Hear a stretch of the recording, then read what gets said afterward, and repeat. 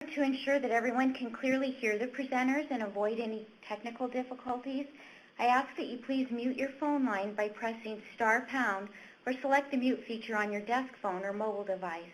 I'll also be muting everyone but our presenters. Please share your questions and comments in the Q&A pod found in the lower left-hand corner during the presentations. Once the presentations are complete, David will field your questions. Please know that if we don't get to your question, we'll be sure to get those answered and shared to the larger group afterwards. As always, we'll be sharing the recording, closed captioning transcript, and presentation materials after the webinar, and presentations will be available at the end of the webinar in the file pod. You'll find this in the lower left-hand corner at the end of the webinar. Thanks again for joining us. I'm going to hand this over to David to introduce our presenters. Thank you, Kathy. Thank you for joining us today. This is a busy time of the year, and it's appropriate that school is starting, and today's topic is school to work and successful transition practices. So it's very timely for us, and this is certainly a hot topic button as we look at changes in WIOA and at vocational rehabilitation and how we engage youth at an earlier time period, and how we work with our partners with the Department of Education and our school districts to impact outcomes. So we're really happy to have our speakers today. Kathy had indicated that Jessica is out on maternity leave. She's been our partner through the Iowa Coalition for Integrated Employment, and she has tried to train and job coach Kathy and I to handle all the logistics this afternoon. So we'll see how we do. But we need to let you know we don't have on-site job coaching. So we may, if we struggle, it's because of our lack of on-site direct supports. We have really two different presentations we're going to do today, and we're going to try to hold our questions until the very end to make sure we get to hear from all of our speakers. And if we don't have time to get to questions, make sure you have send them in on the computer pod, and we'll capture those and send back responses to the distribution list. Really happy to have Kim Drew and Richard Clark with us. Kim is a consultant with the Iowa Department of Education, comes with us with a background in teaching and special education and transition, and is working with the Department of Education here in Iowa on improving positive practices. And Richard's a resource manager with vocational rehabilitation and has been directly involved with several of our transition projects in-house. So they're going to talk a little bit about emerging practices and lessons that they've observed through their work here in Iowa. And then we'll turn it over to Janet Phelps and Cindy Whalen. Janet is the director of the Van Buren Job Opportunities Program in Southeast Iowa, and Cindy is a vocational rehabilitation counselor with VR. And they have worked together in collaborating on service delivery for some of the students in Southeast Iowa, and they'll share a little bit about their experiences and what's worked for them that we can hopefully replicate in other areas. So with that, we'll turn it over to Kim and Richard. I know Kim's been back and forth this morning at a couple of different meetings and has really made an effort to spend some time with us. So thank you, Kim and Richard. I'll turn it over to you guys. Thanks so much. Yeah, thanks everybody for joining us. We're going to try to get through this timely, so we're going to go through the slides as quickly as possible for you. There's a lot of information to kind of get over in this webinar, so we're going to jump right into this and kind of go straight from there. Really, it's about building state and local interagency collaboration, focusing on outcomes. And really, it's the outcomes for our students in our high schools and how we can better partner to serve them. So we're going to start out, talking about giving you a little bit of history about how we got to where we are today. I've just been with the department for about a year, so much of this went on before I started. So I'm learning kind of the history along with all of you. So it basically started with shared professional development. There was a state planning team. There was a content coach structure and which was the Department of Ed piece of that, and the Transition Action Team is the VR piece of that. A Summer Institute was a meeting where both groups came together and shared different things, and then there was also shared webinars and professional development. To give you a little bit of history, in the 1980s, the Department of Ed and Voc Rehab were working in silos, everybody doing their own thing, and, you know, never the twain shall meet. In the 90s, the directors of the organizations came to the realization that it would be helpful for everybody if there was some collaboration. So they got together and started talking about a common vision, maximizing capacity, and the fact that the overall outcome was improved outcomes for kids.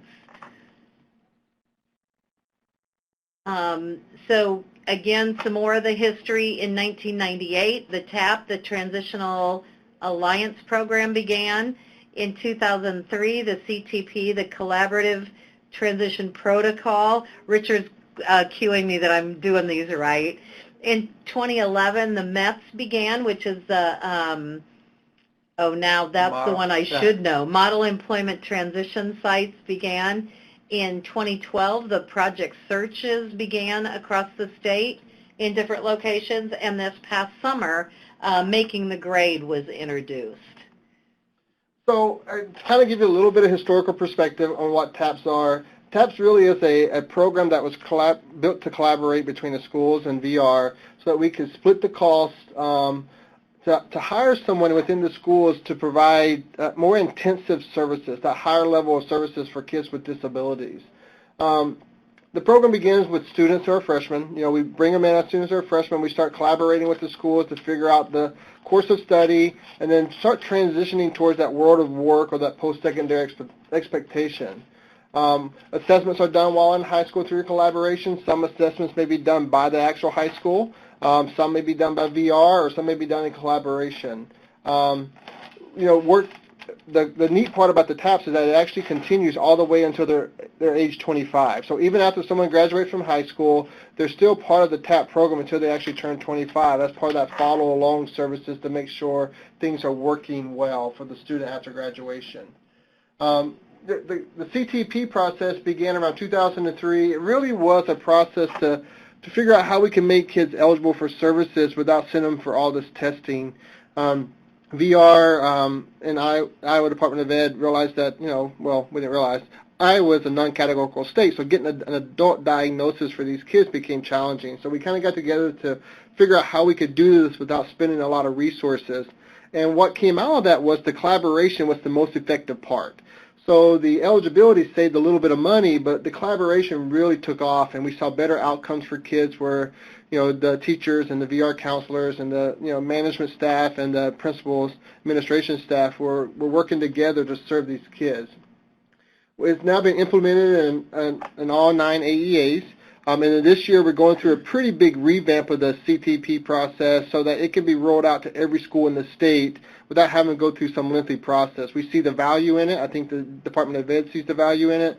So we're going to be moving that towards a rollout for the entire state. METS, the Model Employment Transition Sites. Yep, that started, I think it said 2011. This is our 5th and final year with that project as it stands. So the project intent was to improve the systems so that kids with developmental and intellectual disabilities could transition from secondary ed to fully integrated competitive work, no matter where they live in the state. So I think what was happening before is in places like Des Moines and Cedar Rapids and Davenport and Dubuque, some of the larger cities, that wasn't a great big deal, but nobody could quite wrap their head around what that looked like in a smaller community like Emmitsburg or like Atlantic or something that was more agricultural versus, you know, a place with more manufactured, those types of jobs. So right now there are 5 sites across the state, and each one kind of represents a different demographic. The METS process, or the METS program, was designed on these 4 essential elements. So the first one is early planning and experiences to focus student career preferences. So that's helping kids to figure out what they want. The next one is early and ongoing collaboration. Then paid work experience. I'm sure you've all read the research that kids who have a paid work experience while still in high school have more successful outcomes as adults. And then following support and follow-up if it's needed to stabilize employment. So as far as the early planning piece goes, it was about setting up an intentional system of activities that helped kids build or assess and build their career preferences starting no later than age 14. So sometimes when I would work with kids one-on-one in a previous job that I had, sometimes I would tell kids and their parents as well, it's as important for kids to figure out what they don't like as what they do like. So no matter what kinds of things you're doing, even if they're crossing things off the list, you're shortening the list, and that will get kids to be where they want to be.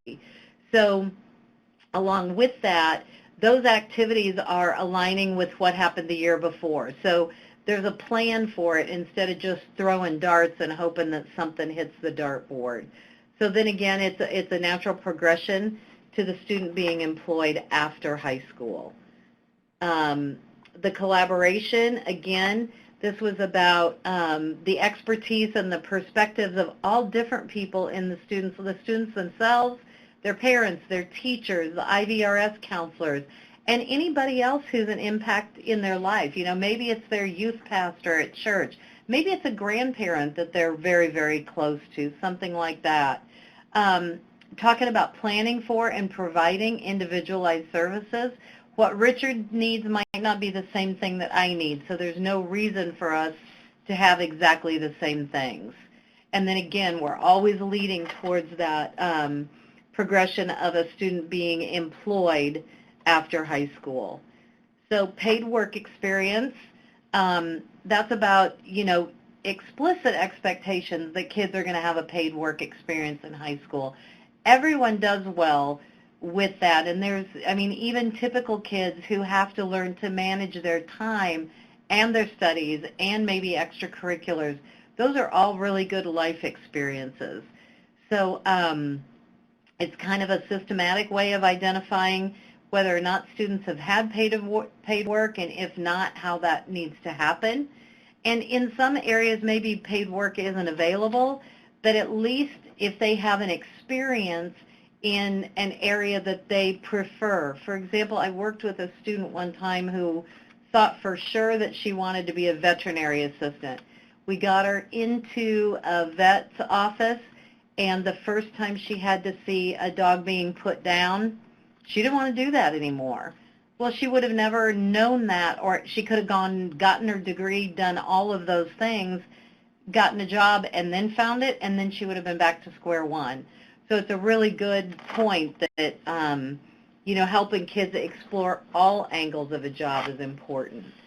As far as stabilizing and follow-up, it's just about figuring out what supports a student might need to have things that make for stable employment. Sorry, that's misspelled. And then including connections to maintain those things after the fact. Project searches then, you know, have begun across the state. We have one true project search in the state right now, which is defined as the collaboration between a business, a CRP, VR, and then a school system. There's other project searches across the state that don't have that same model, but the one big one that's the true project search is here in Des Moines. It has Mercy Hospitals, Easter Seals, Des Moines Public Schools, and VR. We're in our fourth year now, actually finishing our fourth year now. The outcomes are extremely successful. It really is getting these kids into the work setting instead of into the classroom, and actually having them do internships so they can try different jobs during the school year. And the outcomes, even not just in ours, but across the country and across the world, are astounding, the success rate that we see from these kids. And it's for kids with profound and significant disabilities. I mean, these kids have autism. They have, you know, ID as a diagnosis. They may have significant brain injury. So it really is a pretty successful program. Making the Grade is a new program we just started this year. There's not a lot of information about it out there, but it really is a collaboration between VR, the local schools, and community rehab partners to provide work experience for kids. It's about getting that kid that job so that that kid can progress in their decision-making about their career. And it's a job that any other kid may have in high school. It may be a McDonald's job, but it gives them that real-life work experience. And that's the whole intent of the Making It Great process. And the goal would be that we'll see that as we move forward, that will hopefully grow and these kids will be successful. As we talk about all these things that we're doing together, some of the big things that we're doing, it really is how do we better collaborate? How do we better look at data so we can move forward? And one of the big things that DE and VR have been working on, especially over the past few years, has been how do we share data across systems so that we can better serve. Big things that we've done is started to work on what we call an employment dashboard or a data dashboard, however you want to call it. And this will look at both quantitative and qualitative data to show what's working well and what's not working well. It'll report at multiple levels. So it'll report at what's happening in the local area agency, what happened at the area agency, and what's happening with the VR office, and then of course that's the state. How are we collaborating? How are we getting kids connected? How are we getting kids outcomes? And it's going to show that hopefully as we move forward, those types of things. Okay, so when we started this whole process, one of the things that we felt like where we needed to start was to map where are we today. So we had to figure out where things stood today, where there were overlaps, where there are gaps, and then aligning services so kids are prepared for employment. And if at all possible, or as much as possible, connecting the curriculum and the services to make sure that those things are connecting, and especially, as Richard said, for our kids with more significant needs who might not make those connections, it's important that the adults in the picture are helping to drive those connections so that they make sense with the students as well as possibly with their families. So, and then it's a matter of managing the caseloads. This diagram kind of talked about, it was just a way for people to visualize what this was going to look like. And so sometimes, you start with the old adage, start with the end in mind. So where do you want the student to be 1 year out? And then work your way backward. What has to happen when in order to make sure that you get to that goal? Because sometimes you can lay it all out year by year, but all of a sudden you get to that senior year and you're like, oh my goodness, there is so much left, and we don't have time for it. So by starting at the end and working backwards, it allowed the student outcomes to be laid out, the services that were needed. What was VR's role going to be? What was the school going to be responsible for? What was the CRP going to be responsible for? And the families. And the other reason that this was vitally important is that then you didn't have the school, VR, and the CRP all doing exactly the same thing. It's about working smarter and not harder. This just kind of gives you an overlay of what that flow of services looked like. The positive personal profile is a big piece. It's about, oftentimes when you work with students with disabilities, there is lots and lots of focus on what students can't do. The positive personal profile was about helping everyone involved in that student's life to take a look at what they did well and to really kind of delineate, not to be unrealistic and not to gloss over things that weren't terribly positive, but to truly look for the things that are positive. And that gives you kind of some examples in a variety of different ways and areas. So as we think about this, we always want to think about who are the partners. Some of the possible transition partners that we look at, of course, the key partners really are VR in the schools. How can we collaborate at the state level and then, of course, then at the local level to make sure that we're moving things forward for the kids? And then, of course, there's an organic process to start identifying other potential partners. When are the families involved? And, of course, families should be involved in all cases, but families look different for different kids. It could be a grandparent, it could be an aunt or an uncle, it could be a guardian, it could be actual mom and dad, so looking at that process. Higher education, when do we get the colleges involved? When do we get post-secondary education involved? Community rehab partners, when do we get them involved in the process so that they can be impactful with this kid or with this student? Workforce development and some of the new things that they're doing and how we can move forward with that. Employers, of course, is a very key partner, and how do we bring them to the table? And then, of course, others. There's always more that we're going to forget about, so we always leave that out there so that we can include other people that may not be on this list. Well, and the other thing about that is there might be an other in Western Dubuque, and that same other isn't available in Clear Lake. So you need to kind of leave that as an open, who else makes sense in this community for this student to be a part of this. The school partner responsibilities, discovery and assessment, the positive personal profile. We got kind of tired of tripping over that and started calling it the P3. happy is, I have a plan, Iowa, is still part of the requirement at this point in time, and if happy gets replaced, the thought behind it, the planning, that won't go away. Career planning and IEP transition goals, and then helping students explore a variety of careers.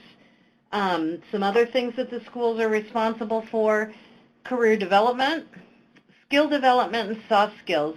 Those are things that really everybody needs to work on, because some kids don't take those types of things from one environment to another and make that generalization. So it's important that everybody's working on those things.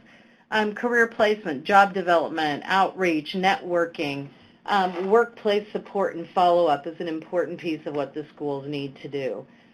So the P3, the positive personal profile, what it is, and I kind of alluded a little bit to this, is it's just one way to get to know the student. Informal inventories, it's a way to include a whole bunch of people who know the student maybe better than the person who's filling out the